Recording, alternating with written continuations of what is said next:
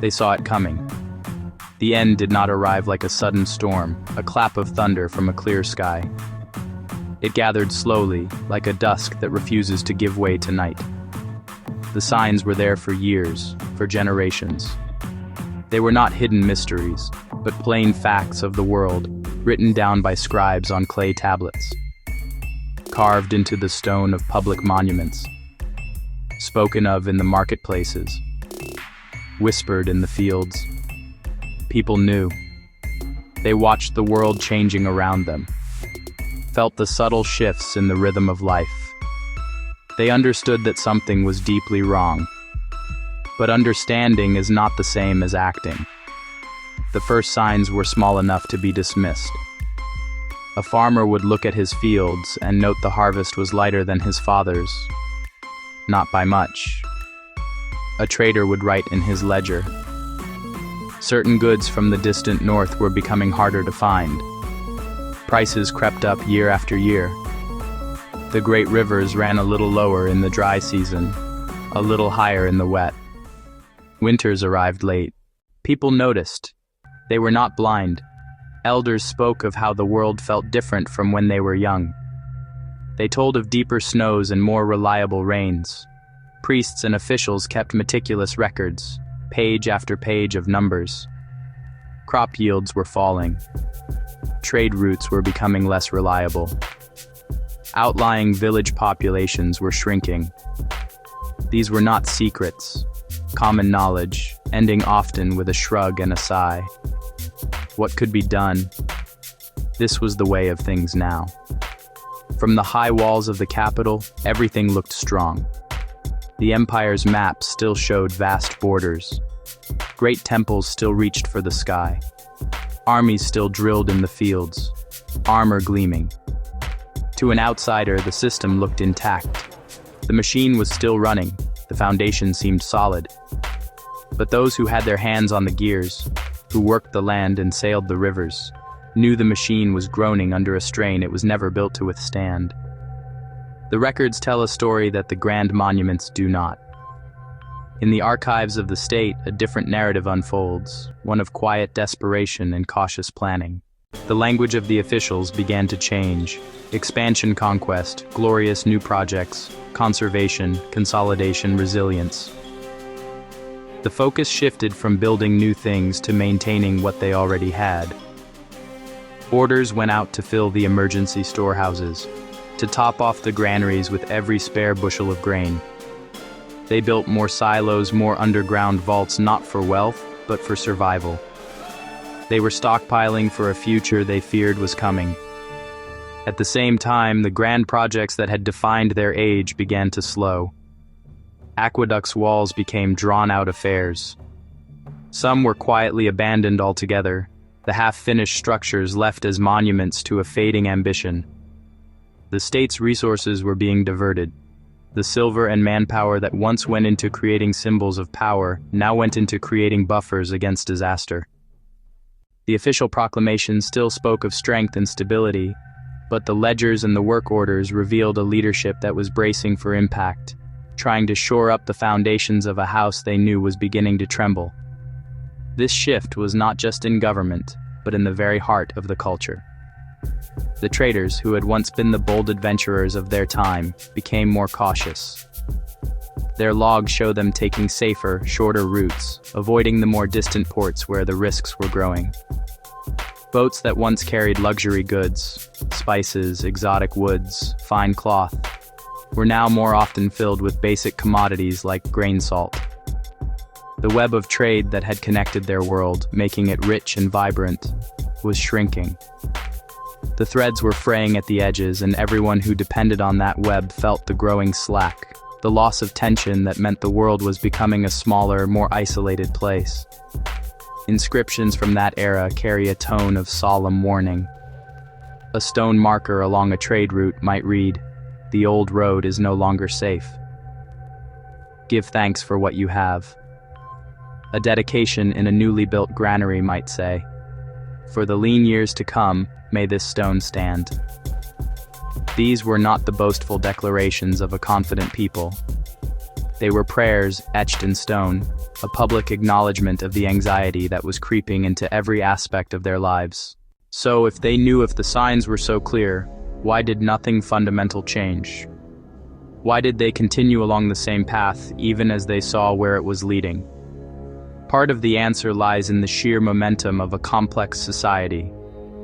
A civilization is not a small boat that can be turned with a single oar. It is a massive stone rolling down a long, gentle slope. It has been rolling for centuries, gathering speed and weight. Its path is worn deep into the landscape. You can see the cliff edge far ahead. You can shout warnings. You can even run alongside it, trying to push against its immense weight. But you cannot easily stop it or turn it aside. The entire structure of their state, their economy, their daily lives was built around a specific set of conditions. They planted the same crops their ancestors had planted for 1,000 years, because that was what the system was designed to handle. The laws of property, the schedules of taxation, the networks of distribution, it all depended on fields of wheat barley. To change the crops would mean changing everything else. It would mean rewriting the laws, creating new markets, retraining every farmer in the empire. It would mean disrupting the very system that, for the moment, was still keeping most people fed.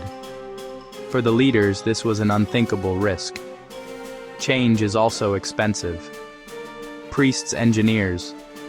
They proposed massive irrigation projects, canals bringing water from other sources, dikes to control new patterns of flooding. These projects would cost a fortune in silver and in labor. They weighed the cost of these grand solutions against the immediate cost of doing nothing. And every year, they chose the smaller, cheaper option.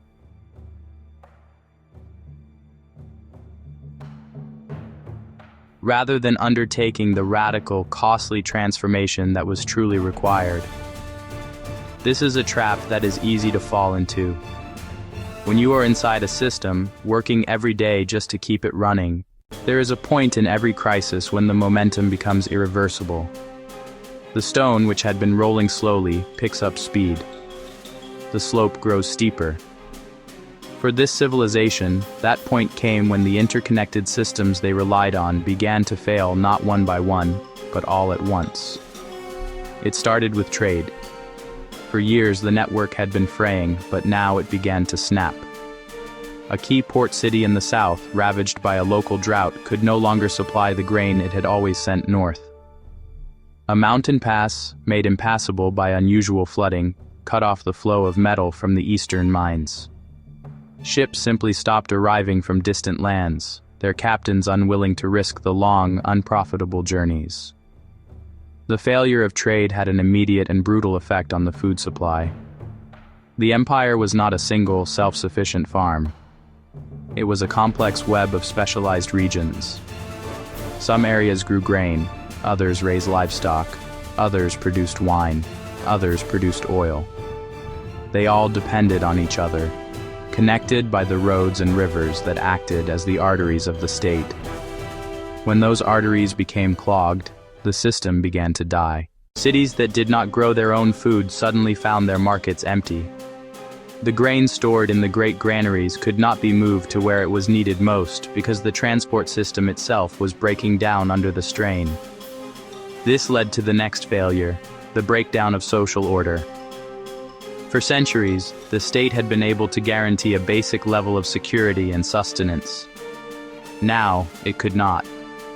As hunger spread, the rules that governed society began to fray. The records speak of food riots in the cities, of bandits on the roads that had once been safe. Local governors, cut off from the capital, began to act as independent warlords, seizing what resources they could for their own people. The loyalty that had held the empire together, a loyalty based on a shared sense of prosperity and security, evaporated when that prosperity was gone. The leaders in the capital were like men standing on a collapsing bridge. They could see the chasm opening beneath them, but they were powerless to stop it. Their orders went unanswered. Their pleas for unity were ignored. The system of command and control that had been their greatest source of power was gone. They had spent years making small, cautious adjustments, trying to manage the crisis without causing panic or disrupting the old ways. But the crisis had not been manageable. The stone was rolling too fast now. All their careful planning, all their stored grain, all their whispered prayers, were swept away in the final, thundering descent. For a long time, the leadership held on to the belief that they were in control. They were the inheritors of a powerful and ancient system, one that had weathered storms before. They had the records. They had the bureaucracy. They had the army. They believed these tools gave them the ability to manage the decline. They issued edicts. They moved resources. They made plans. They performed the actions of governance. For a while, this performance was convincing to themselves and to many of their people. They believed that by making the right adjustments, they could steer the ship of state through troubled waters and back into a calm sea. This illusion of control was sustained by the small fixes they implemented. When a harvest failed in one province, they would ship grain from another. When a trade route was disrupted, they would try to establish a new one. These actions had a real, tangible effect. They staved off local famines. They kept the markets from emptying out completely. Each small success reinforced the belief that the system, though under strain, was still working. It allowed them to tell themselves they were not just watching the decline, but actively managing it.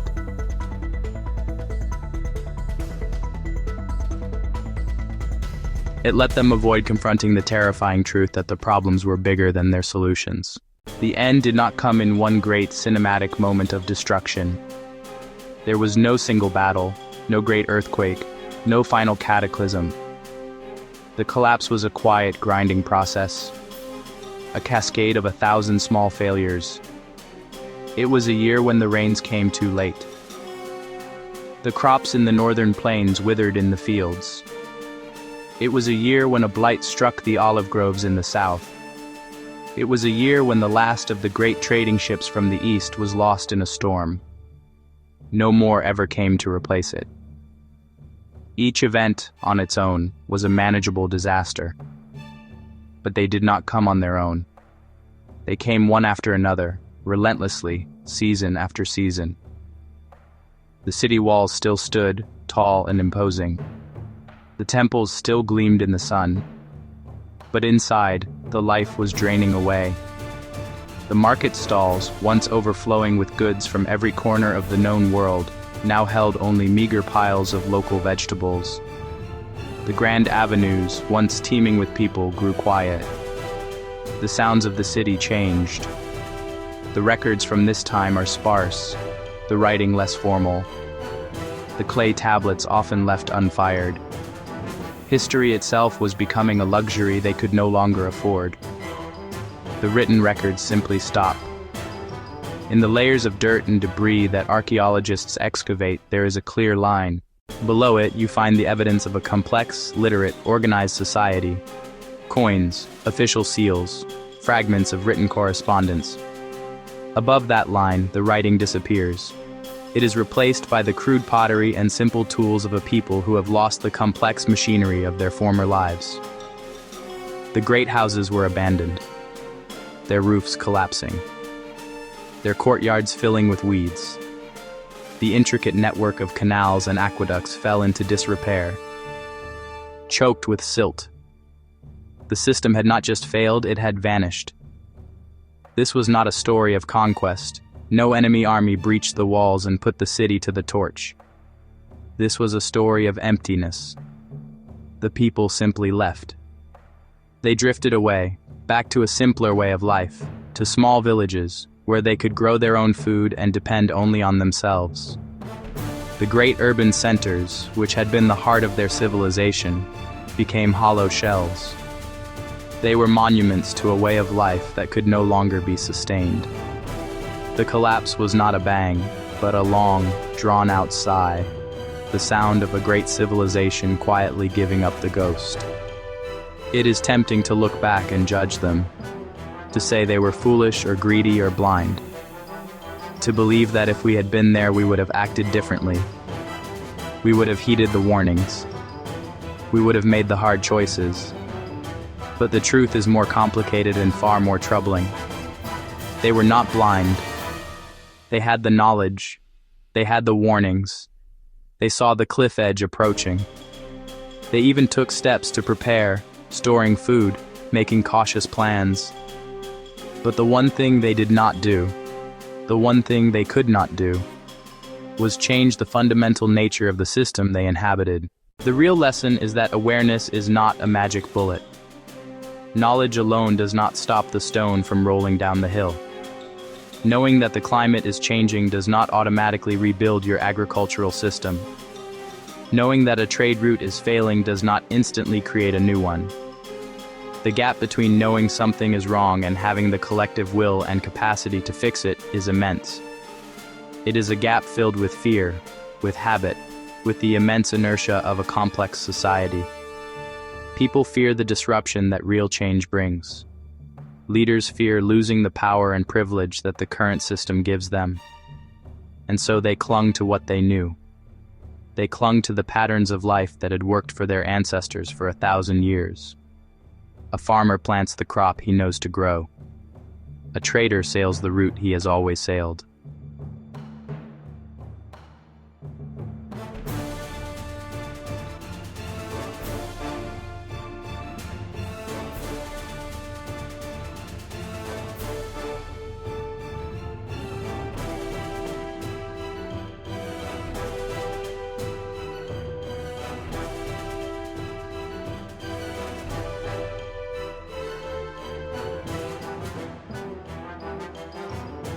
This is the haunting legacy they left behind.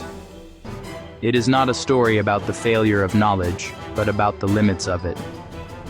It teaches us that seeing a problem is only the first, and perhaps the easiest, step.